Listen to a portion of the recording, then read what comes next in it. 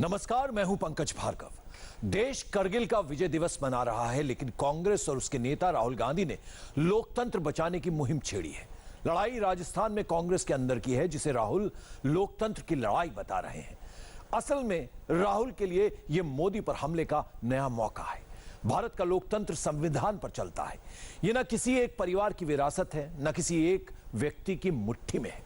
लगता है कि राहुल गांधी की सोशल साइंस में संविधान का यह चैप्टर ही नहीं है।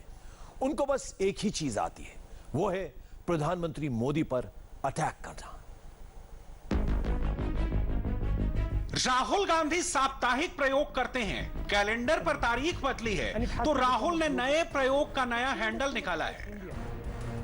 नरेंद्र मोदी को बदनाम करने के लिए राहुल गांधी ने नया हैशटैग चलाया है। Speak up for democracy. आज जब पूरा देश कोरोना वायरस से लड़ रहा है, तब भाजपा का नेतृत्व लोकतंत्र का चीरहरण करके उसको ध्वस्त करने में लगा है। जुड़िए स्पीक अप फॉर डेमोक्रेसी अभियान से। राहुल छल, कपट और षड्यंत्र की बातें कर रहे हैं और मोदी को उंगली दिखा रहे हैं। राजस्थान की अशोक गहलोत सरकार खतरे में है। कांग्रेस के संकट में राहुल गांधी को देश का लोकतंत्र खतरे में दिख रहा है। गद्दी बचाने की खातिर राहुल गांधी ने राजनीतिक विरोधियों की भाषा का स्तर थोड़ा और नीचे गिरा दिया है। राहुल गांधी ने जैसे ही अपने नए कैंपेन को लॉन्च करने का बटन दबाया, सोशल मीडिया पर जंग शुरू हो गई। करगिल विजय की सालगिरह पर हैशटैग करगिल विजय दिवस टॉप ट्रेंड कर रहा है। राहुल ने hashtag speak up for democracy को उसके पीछे लगा दिया। राजस्थान में राहुल गांधी के सामने सरकार बचाने की लड़ाई से ज्यादा पार्टी बचाने की लड़ाई है। उससे भी ज्यादा ये पायलट बचाने की लड़ाई है। प्रदेश में पार्टी का पायलट कौन होगा? राहुल गांधी ये तय नहीं कर पा रहे और दोष नरेंद्र मोदी पर लगा रहे हैं। कांग्रेस के घर में आग उसी के दो नेताओं ने लगाई। जब आग सुलग रही थी तो राहुल गांधी चुपचाप तमाशा देख रहे थे। अब जबकि आग धधकने लगी है, राहुल पड़ोसी को गाली दे रहे हैं। राजस्थान के सीएम अशोक गहलोत राज्यपाल से भी भिड़ रहे हैं। राजभवन घेरने की धमकी देने के बाद गहलोत ने अब कोरोना के मुद्दे पर विधानसभा की बैठक बुलाने का कार्ड खेला है। गहलोत की लड़ाई पायलट से है, लेकिन राहुल गांधी की तरह वो भी राज्यपाल को रिंग में घसीट रहे हैं। अशोक गहलोत पिछले 1.5 साल से सचिन पायलट से भी बात नहीं कर रहे थे। एक राज्य के सीएम और डिप्टी सीएम में बात नहीं होती, ये राहुल गांधी को भी पता था। राहुल चाहते तो अपने दोनों नेताओं को कॉफी पर बुलाकर मामला सुलझा सकते थे। आज कांग्रेस जितनी मेहनत कर रही है, उसकी जरूरत मध्य प्रदेश में ज्योतिरादित्य सिंधिया और राजस्थान में सचिन पायलट। कांग्रेस ने सबको एक ही डंडे से हाँका। जाते हो तो जाओ, हम मनाएंगे नहीं। अब घर खाली हो जाने के बाद राहुल गांधी मोदी पर उंगली उठा रहे हैं और लोकतंत्र की दुहाई दे रहे हैं। भारत का लोकतंत्र ना तो एक परिवार का गिरवी है, ना एक प्रधानमंत्री की मुट्ठी में है। भारतीय लोकतंत्र को खतरे में बता रहे राहुल गांधी को याद रखना चाहिए कि दुनिया में भारत की धाक ही इसीलिए है क्योंकि हम डेमोक्रेटिक मुल्क हैं। भारत में चीन की तरह किसी एक पार्टी की ऑटोक्रेसी नहीं है। पाकिस्तान की तरह हमारी सरकार किसी फौजी जनरल के गुलाम नहीं है। भारतीय लोकतंत्र को अमेरिका भी सलाम करता है। अमेरिका और यूरोपीय देशों के साथ हमारे रिश्ते की बुनियाद में डेमोक्रेसी है। इसलिए कम से कम भारतीय लोकतंत्र को गाली मत दीजिए। भारतीय लोकतंत्र को नीचा दिखाकर राहुल वही भाषा बोल रहे हैं जो चीन और पाकिस्तान बोलता है। इसके खतरे कितने बड़े हैं, इसकी स्पष्ट व्याख्या आज स्वयं प्रधानमंत्री नरेंद्र मोदी ने की।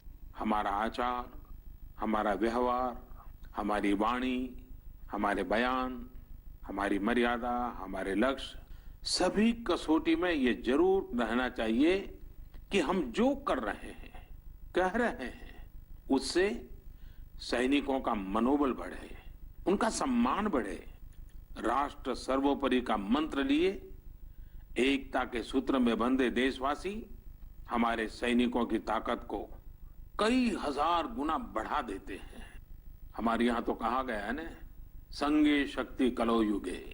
कभी कभी हम इस बात को समझे बिना सोशल मीडिया पर ऐसी चीजों को बढ़ावा दे देते हैं जो हमारे देश का बहुत नुकसान करती है। कभी कभी जिज्ञासावत फॉरवर्ड करते रहते हैं, पता है गलत है, लेकिन करते रहते हैं। आजकल युद्ध केवल सीमाओं पर ही नहीं लड़े जाते हैं, देश में भी कई मोर्चों पर एक साथ लड़ा जाता है और हर एक देशवासी को उसमें अपनी भूमिका तय करनी होती है। हमें भी अपनी भूमिका देश की सीमा पर दुर्गम परिस्थितियों में लड़ रहे सैनिकों को याद करते हुए तय करनी होगी। मन की बात कार्यक्रम में प्रधानमंत्री का ये एकमात्र पॉलिटिकल स्टेटमेंट है। नरेंद्र मोदी ने किसी का नाम नहीं लिया, फिर भी पूर्व प्रधानमंत्री अटल बिहारी वाजपेयी की याद दिलाकर इसके पीछे की फिलॉसफी समझा दी। प्रधानमंत्री की बातों को गौर से सुने, क्योंकि इसमें महात्मा गांधी का भी दर्शन है और अटल बिहारी वाजपेयी का भी।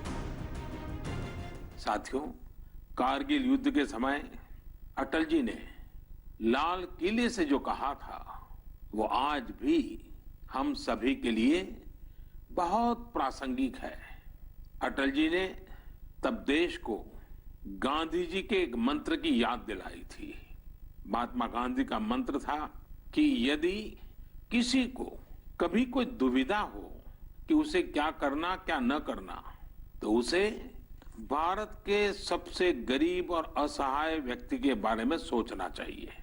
उसे ये सोचना चाहिए कि जो वो करने जा रहा है उससे उस व्यक्ति की भलाई होगी या नहीं होगी।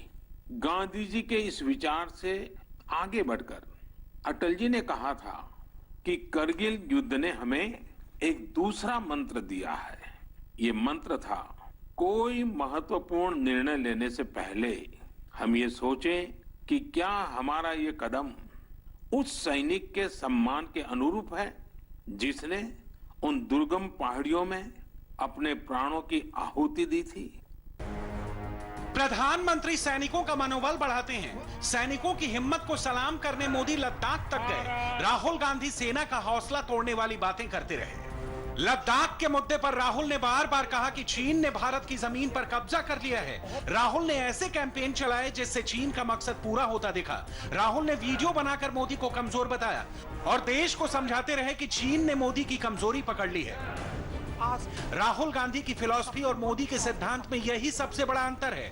विजय दिवस के दिन भी नरेंद्र मोदी को एक साथ कई मोर्चों पर युद्ध लड़ना पड़ रहा है। सियासत अपनी जगह है। राष्ट्रीय सुरक्षा के मुद्दे पर राहुल गांधी नरेंद्र मोदी का साथ देकर देश को मजबूत कर सकते थे, लेकिन राहुल गांधी किसी भी तरह मोदी को कमजोर बनाने में लगे हैं। कांग्रेस की कैंपेन की ये नेगेटिविटी ही है जिस वजह से राहुल गांधी के एक्सपेरिमेंट फेल हो जाते हैं। जो संस्था उनके मन के मुताबिक नहीं चलती, राहुल उसके पीछे लग जाते हैं। फिर चाहे वो चुनाव आयोग हो, भारतीय सेना हो, राज्यपाल या फिर प्रधानमंत्री का ऑफिस, राहुल ट्रेंड कराने का खेल खेलते हैं। कांग्रेस नेताओं की मजबूरी है, उनको गांधी परिवार की हां में हां मिलाना पड़ता है। Again and again, and now they're doing it in Rajasthan. प्रयास किया जा रहा है कि कांग्रेस की सरकार को राजस्थान में गिराया जाए। हिंदुस्तान में लोकतंत्र बचेगा या नहीं, आज ये सवाल उठ रहे हैं। उसमें CBI, ED, income tax, Raj Bhavan, सबका दुरुपयोग करते हुए सिर्फ और सिर्फ सत्ता हासिल करनी है। राहुल ने ट्विटर को ही पूरा देश समझ लिया है। मोदी को वो सोशल मीडिया में धराशायी करना चाहते हैं, लेकिन कश्मीर से कन्याकुमारी तक और कच्छ के रण से लेकर नागालैंड, मणिपुर की सरहद तक फैला हिंदुस्तान इतना विशाल है कि ये सिर्फ ट्विटर से नहीं चल सकता। राहुल मोदी पर जितना पर्सनल अटैक करते हैं वो उतना ही बूमरैंग होता है। खुद कांग्रेस को इसका नुकसान उठाना पड़ता है। शरद पवार जैसे कांग्रेस के करीबी नेता भी ये बात समझा चुके हैं, लेकिन राहुल हैं कि मानते ही नहीं। ये हाल तब है जब ट्विटर पर भी राहुल नरेंद्र मोदी के आगे फिसड्डी है। 2019 के लोकसभा चुनाव से ठीक पहले 18 मार्च को राहुल गांधी ने चौकीदार चोर है का हैशटैग शुरू किया था। नरेंद्र मोदी ने आगे बढ़कर राहुल की चुनौती मंजूर की और उसी दिन मैं भी चौकीदार हैशटैग शुरू कर दिया। 18 मार्च को मोदी के हैशटैग को 32 लाख बार ट्वीट किया गया, तो राहुल का हैशटैग 11 लाख से भी कम बार ट्वीट हुआ। बाद में 2019 का पूरा चुनाव ही इन दो नारों पर आकर टिक गया। राहुल गांधी नरेंद्र मोदी के सामने कहीं नहीं टिके। राहुल का नारा बेकार गया। सियासत में 5 साल का मौका हाथ से निकल गया। कांग्रेस डबल डिजिट से ट्रिपल डिजिट तक भी नहीं पहुंच पाई। खुद राहुल को अमेठी सीट भी गंवानी पड़ी, जहां गांधी परिवार कभी नहीं हारा था। सोशल मीडिया पर राहुल वर्सेस मोदी में मोदी के जीत के एग्जाम्पल्स भरे हुए हैं। हमने 2019 चुनाव के डेटा निकाले हैं, आप भी गौर कीजिए। 2019 चुनाव में नरेंद्र मोदी ने सोशल मीडिया पर 2 ट्रिलियन यानी 2000 अरब इंप्रेशन क्रिएट किए। 23 अप्रैल को आएगा तो मोदी हैशटैग शुरू हुआ, जो 3,24,000 बार यूज हुआ। 1 मई को मोदी है तो मुमकिन है हैशटैग चला, जो 5,32,000 बार यूज हुआ। 8 मई को बीजेपी ने मोदी ही आएगा हैशटैग चलाया, जो 5,79,000 बार यूज हुआ। चुनाव में राहुल गांधी ने जो हैशटैग चलवाए उसका डेटा भी देख लीजिए। 25 मार्च को राहुल गांधी ने न्याय फॉर इंडिया हैशटैग चलाया था, जिसे 2,72,000 रीट्वीट मिला। 20 मई को कांग्रेस ने ईवीएम हैकिंग हैशटैग शुरू किया तो उसे 2,70,000 रीट्वीट मिले। सियासत में सफलता की पहली शर्त होती है लोगों से कनेक्ट करने की। कनेक्शन सही हो तभी पावर की सप्लाई बढ़िया आती है। राहुल गांधी का वो कनेक्शन ही ढीला है। करंट ट्रेंड को देखें तो मुमकिन है किसी दिन राहुल इसके लिए मोदी को दोष दे दें। प्रधानमंत्री मोदी के खिलाफ राहुल गांधी हर रोज नया डाटा, नए आंकड़े पेश कर रहे हैं और उन आंकड़ों का, उन सवालों का पाकिस्तान में बहुत जिक्र होता है। उसी पाकिस्तान को भारतीय योद्धाओं ने 21 साल पहले सबक सिखाया था। आज करगिल विजय दिवस है। 21 साल पहले आज ही के दिन करगिल से पाकिस्तान को भगाकर शान से तिरंगा लहराया था। करगिल युद्ध की वीर गाथाएं हर साल सुनाई जाती हैं। हालांकि इस जंग में इंडियन एयरफोर्स और नेवी के रोल के बारे में ज्यादा लोग नहीं जानते। यकीन मानिए, अगर समंदर में नेवी पाकिस्तान को कैद न करती और आसमान से फाइटर जेट पहाड़ों की चोटियों पर बैठे पाकिस्तानी फौजियों पर बम न बरसाते तो यह जंग और लंबी चलती।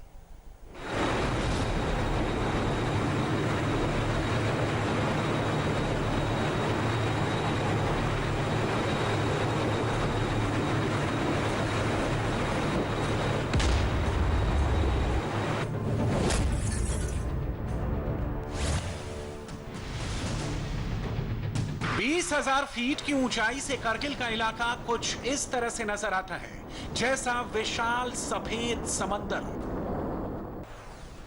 भारत और पाकिस्तान के बीच जंग शुरू हो चुकी थी। इंडियन आर्मी करगिल की चोटियों को दोबारा पाने के लिए जमीन पर संघर्ष कर रही थी, लेकिन हजारों फीट की ऊंचाई पर बैठा दुश्मन सेना के एक एक मूवमेंट को देख रहा था। एक कदम आगे बढ़ाना मुश्किल हो रहा था। करगिल वॉर के लिए एयरफोर्स ने ऑपरेशन सफेद सागर शुरू किया। अब तक इंडियन एयरफोर्स रेकी और सप्लाई का काम कर रही थी।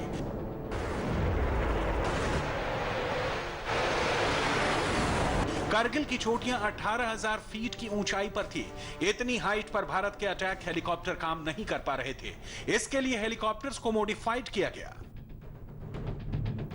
Pakistani army anti aircraft missile से लैस थी और वो लगातार भारतीय प्लेन्स को निशाना बना रहे थे। 25 मई को अटल सरकार ने एयरफोर्स को फॉरवर्ड अटैक की जिम्मेदारी दी। 26 मई को एयरफोर्स ने सबसे घातक ऑपरेशन शुरू किया। MiG-21, MiG-23, MiG-27, MiG-29, Miraj 2000 और जगुआर ने बम बरसाने शुरू किए। हालांकि शुरुआत में इंडियन एयरफोर्स को अपने MiG-21, MiG-27 फाइटर प्लेन और एक हेलीकॉप्टर गंवाना पड़ा, लेकिन इसके बाद भारतीय वायुसेना ने अपनी युद्ध नीति में बड़ा बदलाव किया। मिराज 2000 के एंट्री लेते ही करगिल युद्ध की तस्वीर बदल गई।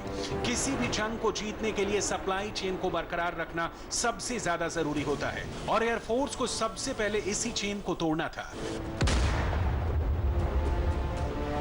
ये करगिल युद्ध की ओरिजिनल फुटेज है, जिसमें मिराज 2000 फाइटर जेट पाकिस्तानी अड्डों को निशाना बना रहे थे। इंडियन एयरफोर्स को 20 से 30,000 फीट पर ऑपरेशन को अंजाम देना पड़ रहा था। इतनी ऊंचाई पर पहले कभी जंग नहीं लड़ी गई थी। इस मिशन को मुमकिन बनाया इजराइल ने। भारत के पास लेजर गाइडेड एडवांस बॉम्ब्स नहीं थे और करगिल की लड़ाई में एयरफोर्स को पिन पॉइंट अटैक करना था। इजराइल ने तुरंत भारत को हाईटेक बॉम्ब्स दिए और इनको मिराज से ऐसे दागा गया। 24 जून को मिराज ने पाकिस्तानी पोस्ट पर लेजर गाइडेड बम बरसाने शुरू किए। मिराज का डर इस कदर पाकिस्तानी आर्मी के दिल में बैठ गया कि कई बंकर्स को पाकिस्तानी सेना ने डर के मारे खाली कर दिया था। पाकिस्तान को जरा भी उम्मीद नहीं थी कि इतनी ऊंचाई पर इंडियन हवाई लड़ाके इतना सटीक हमला करेंगे।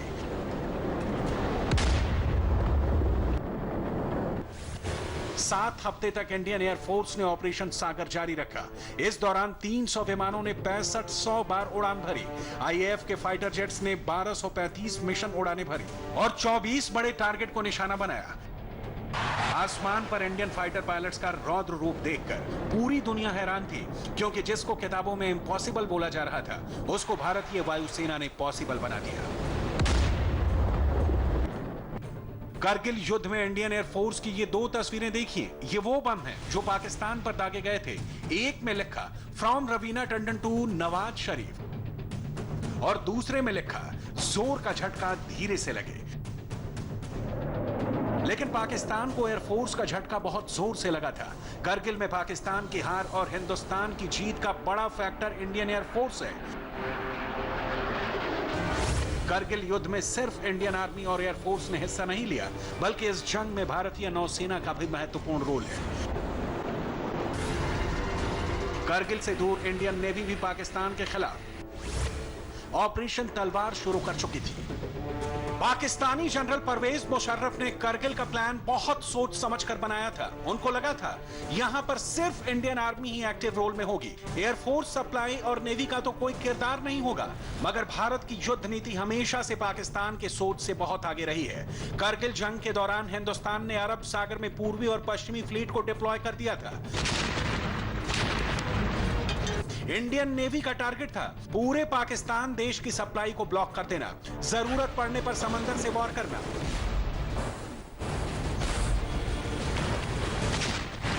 कराची पोस्ट पर जाने पर हर मरीन रूट को भारतीय नौसेना ने बंद कर दिया था। इंडियन नेवी ने इस तरह चक्रव्यूह रचा कि पाकिस्तानी नौसेना ना अपने जहाजों को सुरक्षा दे पा रही थी और ना सप्लाई चेन को दोबारा शुरू कर पा रही थी। पाकिस्तान को 1971 की जंग याद आने लगी, जब भारतीय जंगी जहाजों ने कराची पर हजारों टन बम बरसाए थे। पाकिस्तान की हालत इतनी खराब हो गई कि उस वक्त के प्रधानमंत्री नवाज शरीफ को कहना पड़ा था कि मुल्क में सिर्फ 7 दिन का तेल बचा है। अगर पाकिस्तान समंदर में दूसरा मोर्चा खोलता तो पाकिस्तान की जल समाधि बननी तय थी।